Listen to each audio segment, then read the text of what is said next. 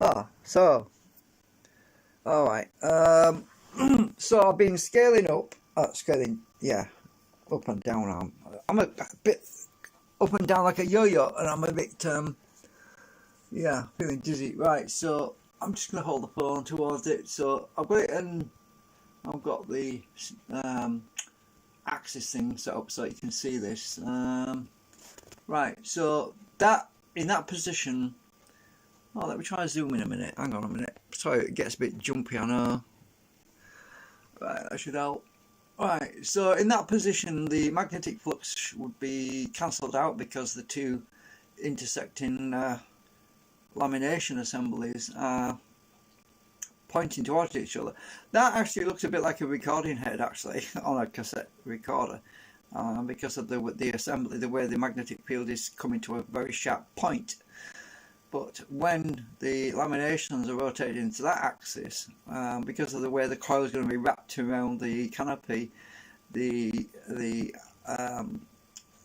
flux will be split wide apart, so it will have north and south fields pretty wide apart. So that's where we get our maximum gain on the assembly. So obviously this is spinning around. We get to that point where that's where we get the dip in the waveform. Well, that's where we should get a dip in the waveform, I should say, if I've got it worked out right. Now, there's other things I can do with that. Is I can add some extra magnets, or not extra magnets, extra pieces of steel in between the two blue sections in that gap. I need to move. I am. So if I put some shims in the actual wheel here, we should be able to close that gap up even more to short out the flux when it's in the null position, where we want the flux to basically die down, because the waveform, the sine wave, has to be rising and falling, and to get the falling we need these two to be close together, and we need to short the flux out on the otherwise it's not going to produce any power. Well, not much power, but it will produce power, but it's a question of how much. So we have to basically ground out the flux when it comes to that point. Now, there's another thing I thought about doing. Yes, we could use some of that shielding material like the nanocrystalline, but then, like I said, at this experimental stage, I really don't want to use that material in case it turns out to be a flop. So I'm just going to make the best with what I've got, basically, with the bits of steel which I can just use again and again, which are quite cool. And I mean, you'll notice I've rearranged the stepping on the laminations. They aren't actually, they're just sitting on top of that wheel right now. They're not actually part of the wheel, so that I can move them around, you see.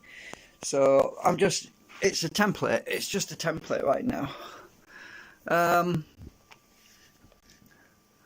So, yeah, that's where I am at the moment. So literally I've just got this bit done, and I've got to rebuild all the other parts. I've got to scale all the other parts up, all the other parts up to match. And the thing I was resting my arm on just collapsed on me. I don't know what I did there. Oh, I see, it tipped over on me. Right, I need to put my arm in the middle. I was resting my arm on my generator, this generator thing, and it just tipped over on me. So yeah, you get the idea. And obviously, with us having 6 sections now instead of 3, that will be equivalent to twice the hertz, the frequency, which means we don't have to go as fast, so we can have a slow speed. So where it was reading about 260 hertz, for the same RPM we would get about 600 RPM, something like that. But if this was running at 5,000 RPM, no, sorry, what am I saying? No, if this was running at, if this is running at 3,000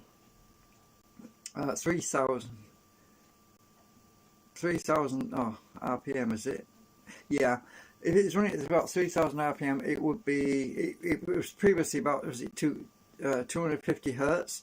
Well, it would be 500 hertz. So with twice the number of segments in there, which is 6 instead of, well, there's actually 12 individual sections on there, but there's actually 6 main segments. So that would be double. So it would be, if it was 500, no, I'm getting mixed up here. It's confusing. So it would be 500 hertz, but if I was running this at 5,000 RPM, we previously got about 500 hertz, so that it would be a kilohertz. It would be actually producing a wave frequency of a kilohertz, because it's got twice the number of segments. If you see what I mean, you can work that out. So right, okay, that's all for now. I've got to go and model all the other parts for this. I'm just playing around with this, just animating it to get a feel for it. The only other thing I want to do is, just escape that, because I want to point with my pointer thingy, is because I just took this hub, this middle hub bit, that's this thing here. I just tested it on my to see if there's any errors in it, and it's fine. But the only problem with it is the fact that it's so big. That will take 12 hours to print. 12 frigging hours to print. So what I'm going to do now is I'm going to knock some extra holes in this thing too, so it's not solid. And I was thinking, well, I can just simply put some extra magnet holes next to it. I could, because I measured these holes now for the magnets that I've ordered, which is left to right is 8mm, so it's 8.1 that way, and I made it 8.2mm long as well, because I'm going to be stacking a bunch of these magnets in there. So each magnet is 2mm thick, so that's 2, 4, 6, 8, so that'll be 4 magnets. So there'll be 4 magnets in each hole, basically. Right, I'm just going to go there, get rid of that pointy thing, my ruler.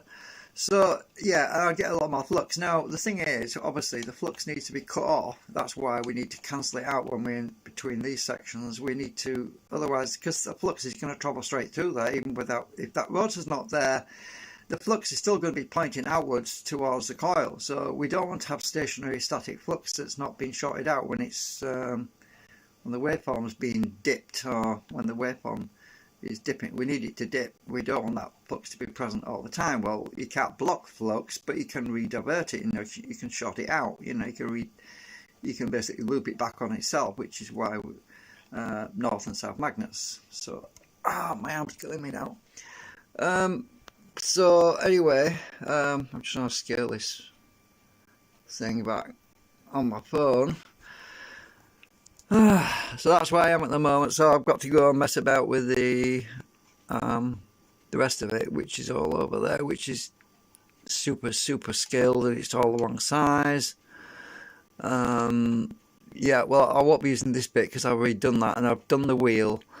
So I have to rescale the other parts, which, well, it won't take me long. The bearing and the stand, I'll scale them separately, so all I've got to do really is move that wheel out of the way, move this hub out of the way, yeah, and rescale my little blocks, these black brown things which it stands on, holds it together. In the meantime, I'm going to just see about adding some more holes in that to reduce the amount of printing time, and because also the amount of plastic I'm using as well. So yeah, that's it for now.